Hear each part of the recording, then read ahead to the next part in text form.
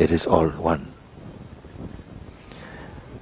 Some aspect of itself is the transient, playful, ever-changeful, the shadows, the projections of this world. As one shrinks back to the source, one finds this is the stability, this is the womb of the manifest world, and even of the perceiver of the manifest world, the feeling I am. Have we gone too far in saying this? Sensation, the sense I am. The I am, you may call unassociated I am feeling, you may call your natural mind. Natural mind. The unitive mind. There's no residential concepts abiding there. Just the potential. Thought come, thought go. All thoughts, all emotions, all sensations are only tourists. No sleepovers. They come and go in the presence of this perceiving core, the feeling I am. And that sense I am is the first extension arising out of that. Now the mind wants to create sections and categories out of this. It is how mind works. It is the instrument for comparing, interpreting, measuring, variety, texture change. It needs some material in order to pull the measuring tape upon it. But it cannot do that upon the qualityless substratum, you may say like this. So what you're saying is correct. Now correctly understand that the fullness of this has no quality to report about. Whatever is said in the realm of consciousness is said on behalf of that which itself has nothing to declare about itself. You are both.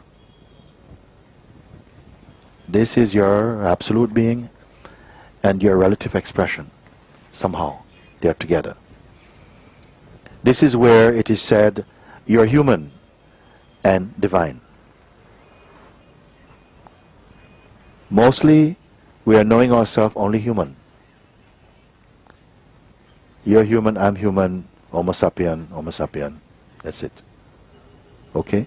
But gradually as these layers, acquired layers, conceptual layers, are themselves thinning out in the presence, in the light of real seeing, then one experiences oneself more inwardly like space, moving about in space.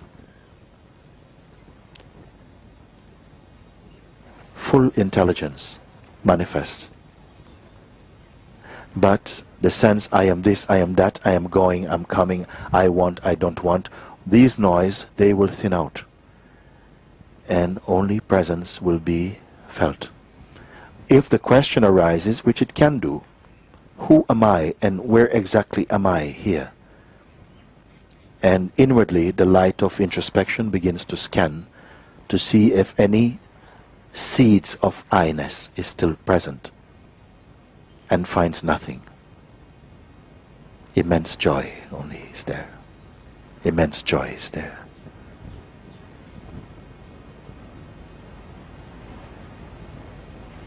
Natural joy. Not even reflected joy. It's not about an object. It's not about a contact. This is what the Buddha also found. That this I, in its phenomenal appearance, could not be found. It could not be found. And then my question is, what is making this discovery? That that local I, the I me, the I thought, the I believe, was nothing really tangible. It doesn't exist apart from thought and memory and sensation, embodying itself in the mind as though it has an image and a form, it has a structure and solid. Now experience, it is nothing, it's just thought. Then what is making this discovery, see? Can this one be found? And again, the attention turns inwardly. And only experience arises out of this. And no one can talk about this.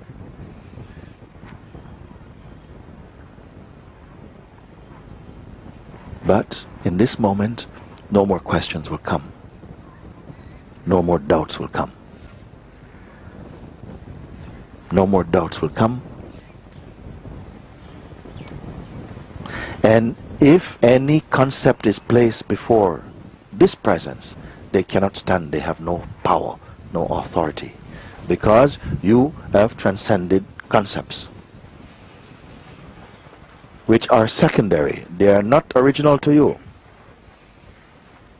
But while you, the consciousness, adopted or felt such affection and attachment for your bodily aspect, you came under the domain and the influence of thought activity. And you began to live within the rules and the laws of your own thinking. Now this can be seen. Does it mean that at the end of this no more thinking arise? Thought may come, but they don't have the power to dominate or rule the beingness. It is like this. The words I've spoken with you, you don't have to hold on to them.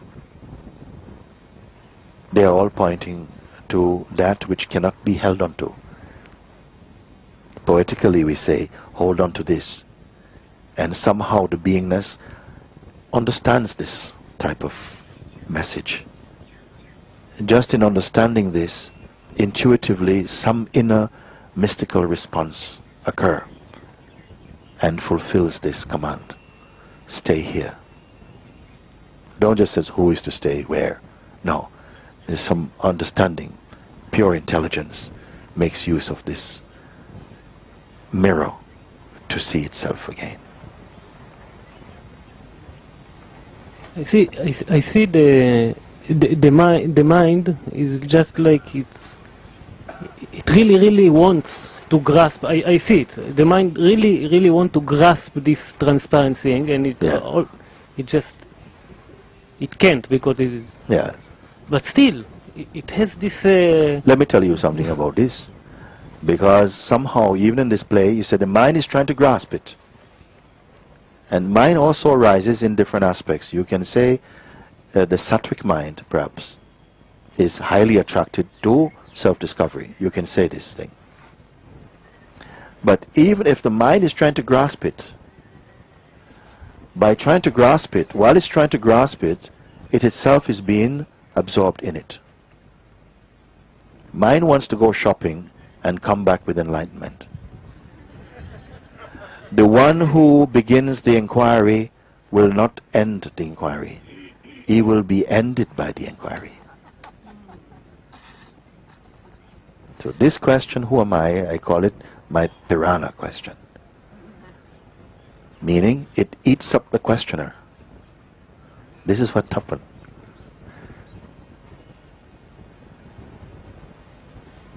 Something moves to say, okay, I'm going to do this, but gradually, you know, as you see, many times we have an intention, we're going to do something, and turns out differently.